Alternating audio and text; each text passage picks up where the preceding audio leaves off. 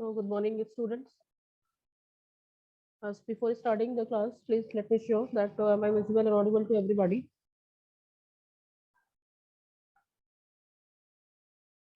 Okay. So as it is mentioned on the screen, on the boards, that we are going to start today the next poem, poem number 6, in which Daffodil by William Shakespeare will be discussed. Okay. So I request to all the students to please take out your book, page number 26 of textbook, and we have 86 of a workbook, page number 86 of a workbook. So please take out your book, both the books, text as well as the workbook. Raise your hand and then make me sure.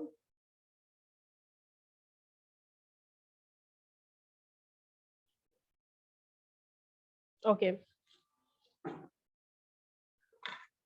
So first of all, we will have signpost of the poem of page number 86 of workbook. Clear? So here you can see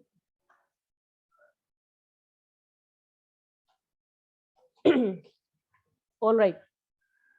First of all, the poet was wandering alone in the natural landscape. Okay, here the poem Daffodil. Daffodil is what? It's a flower. Okay, daffodil is a flower. Okay, it's talking about flower. So the poet was wandering alone in the natural landscape. Then, after under the tree on the bank of the lake, he encountered a large number of golden daffodils. Okay, once he was actually traveling with his sister, whose name was Dorothy Wordsworth. Okay, so he was somewhere very, he was thoughtful and in sad mood while visiting in the Lake District. He saw daffodil. Okay, so that event was happened when in 1802. So this form daffodil was somewhere inspired by the event which was happened when in 1802 he saw what he saw, a belt of daffodils. He saw belt of daffodil. He was inspired by seeing these flowers. Okay, as they came across on the lake, they found it, but William Shakespeare was completely inspired by seeing these daffodils, the flowers. Okay. Again, third point says the daffodils were fluttering and dancing in the breeze. So when he saw, he found that the daffodils were somewhere fluttering. Okay. They were fluttering and dancing. What is fluttering? So fluttering is what they were moving quickly and light movement. So the movement which was, that comes very quickly as well as the light movement. So they were fluttering and dancing in the breeze as the air blows or a move. Okay. Fourth says the daffodils were continuously stretched in an endless line along the margin of the page. Endless line, stretching. Here, writer is talking about the expansion of a daffodil. So they it is so the flowers were stretching where endless line along the margin of the bay in the lake. Then again, for next point says 10,000s of daffodils were swaying their heads in a way that they were appeared to dance. From the distance, it shows that 10,000 daffodils. Okay, 10,000 daffodils. Here, a poet has used a figure of speech in which he has exaggerated the lines, the idea, the description, what he just wanted to say. So 10,000 he saw in a glance. It is not possible to to have daffodils like that. So here a figure of speech named hyperbole. Okay, figure of speech named hyperbole is used. What is hyperbole? So is an exaggeration of ideas for the sake of emphasis. Okay, so when the poet needs to emphasis on any particular idea or particular things, they use uh, hyperbole, a figure of speech. So 10,000 I saw at a glance is a hyperbolic description in the poem. Okay. Next point, the dancing waves in the nearby lake were being overshadowed by the beautiful daffodils. So the lakes, dancing waves, are there waving in the lakes? It shows a beautiful description in the nature. Clear? See. Just wait.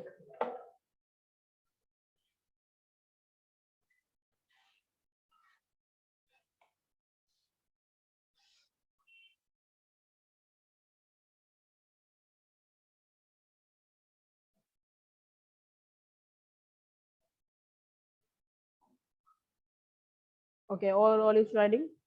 All right. Our next point. The poet was extremely happy in the company of gleeful daffodil. Gleeful daffodil means the things when a person sees becomes happy. So they were gleeful, happy. You know the condition, the expressions of the flowers, the daffodils show that they are also happy in that lake. Okay. See, next is when the poet lies on the couch in his on his wait. When the poet lies on his couch in a pensive mood, the images of daffodil flash in his mind. So when he was vacant, he was free, and he had a thoughtful mind.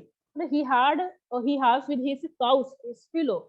He was thinking about the images of the daffodils, what he sees there. Okay.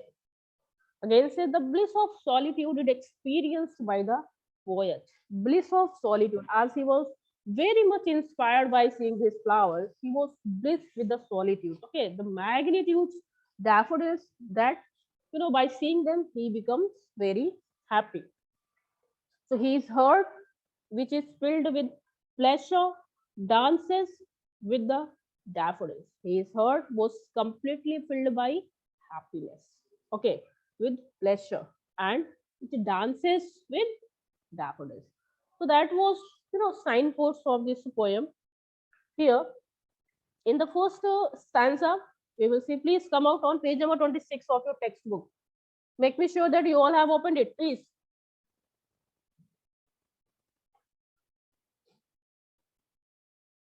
All right. See, as I'm going to start this poem now, please come on the text very fast. We'll finish it today.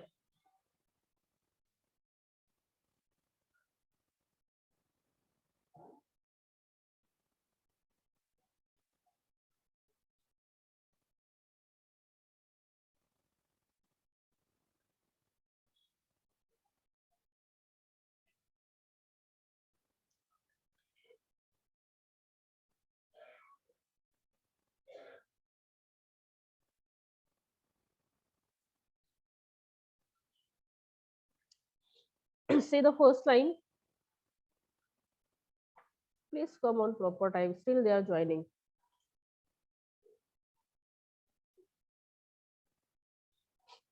Okay, so I wondered lonely Asa, cloud that floats on high over vales and hills.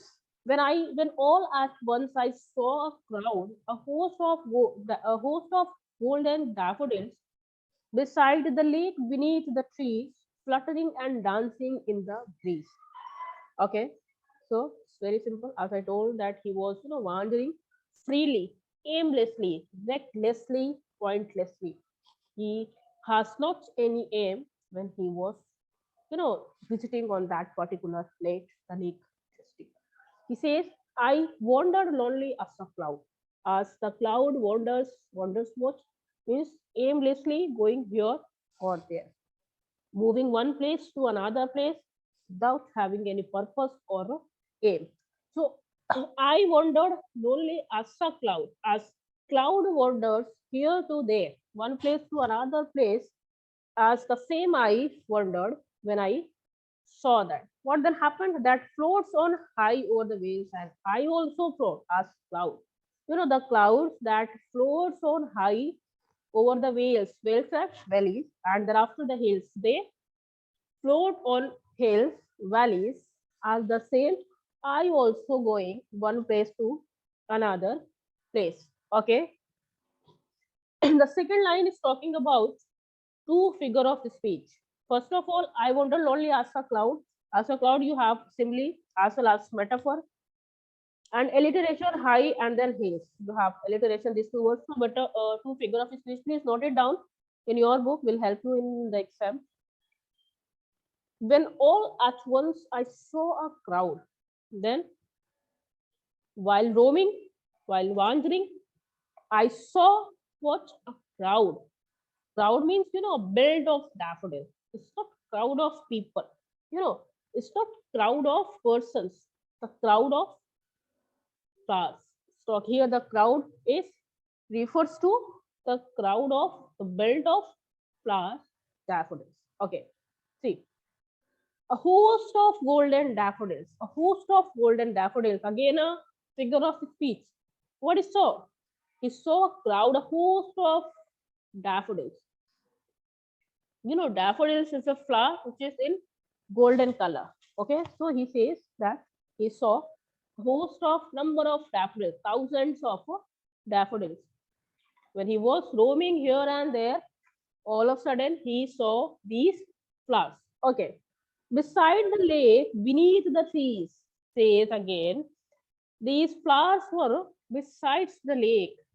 There was lake, and beside it, the flower was stretched completely, and beneath the trees you can see students, that the description of nature by William Wordsworth is great.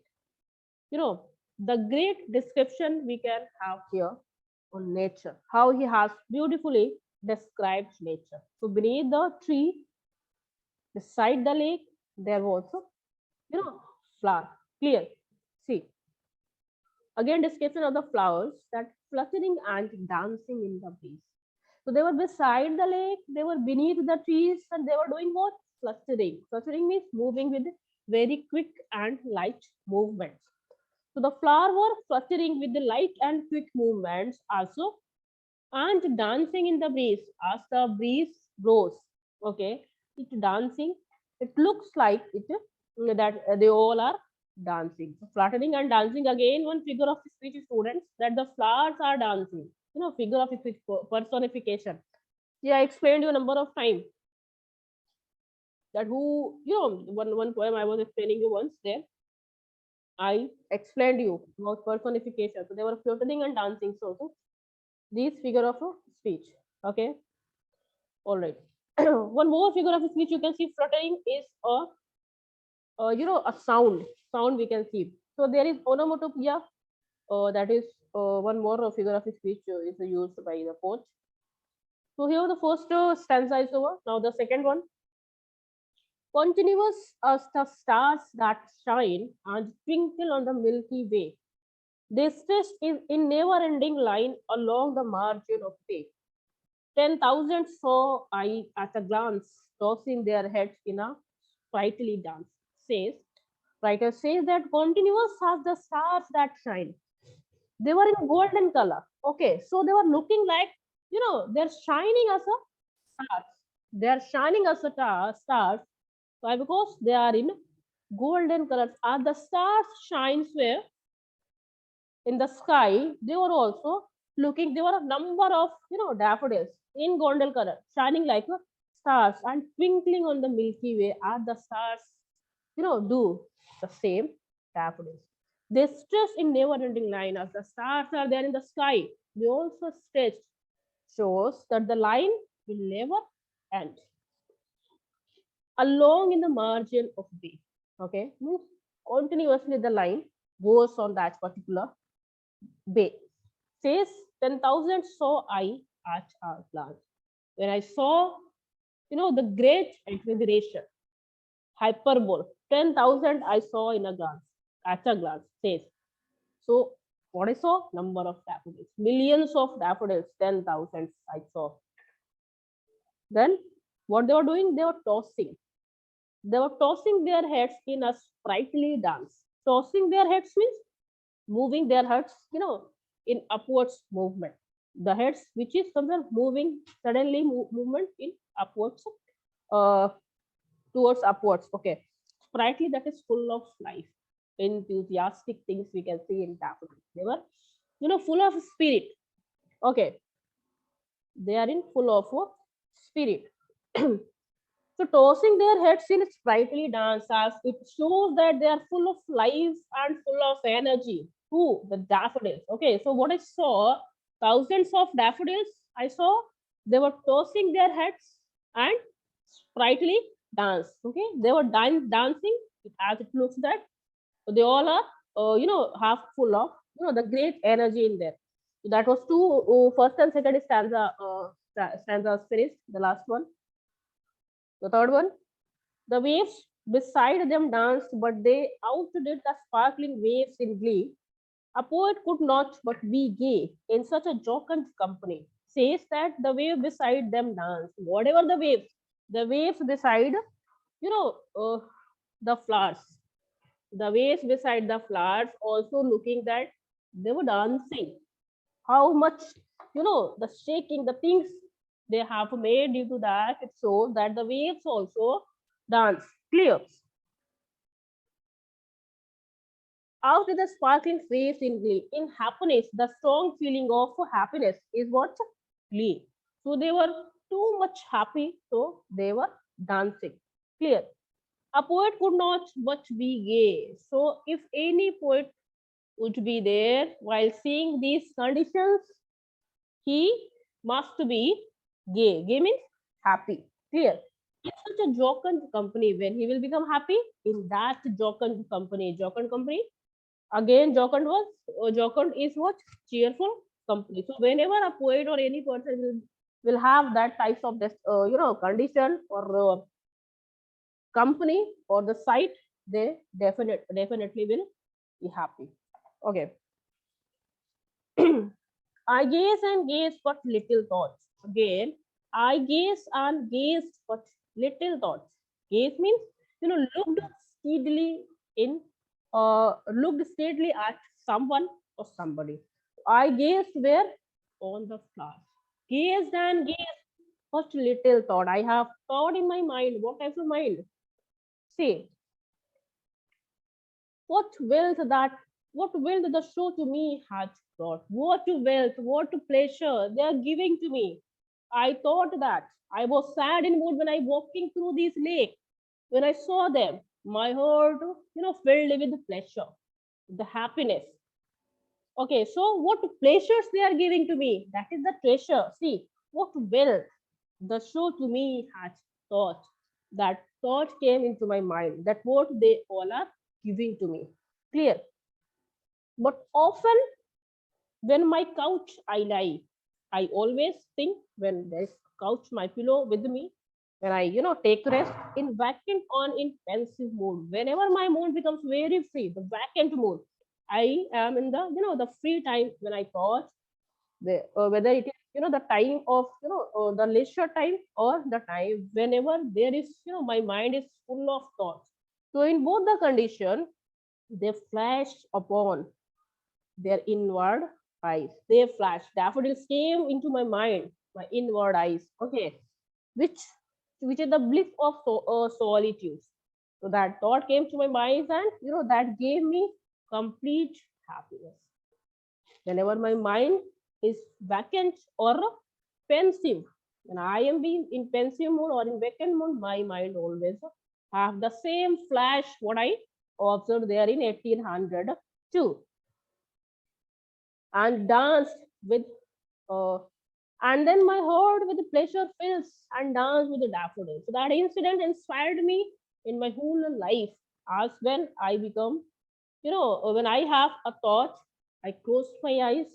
There is a flash of that scene, that sight, and then after my hearts become, it fills with a great pleasure, happiness, and then after I also, my heart also starts dancing with these thoughts or the daffodils. So daffodils here, the great description of nature by William Wordsworth is given.